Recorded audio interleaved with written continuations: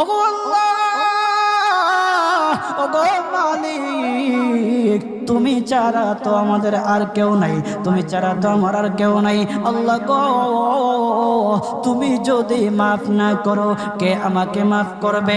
তুমি যদি মাফ না করো কে আমাকে মাফ করবে? তুমি যদি আমাকে মাফ করো তাহলে তোমার কোনো দিকে কমবে না, তুমি যদি আমাকে মাফ না করো তোমার কোনো দিকে বাড়বে না।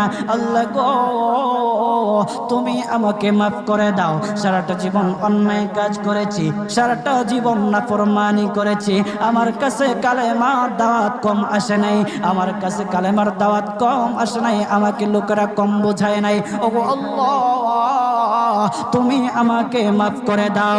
মাফ না করলে কোথায় যাব, কার কাছে যাব?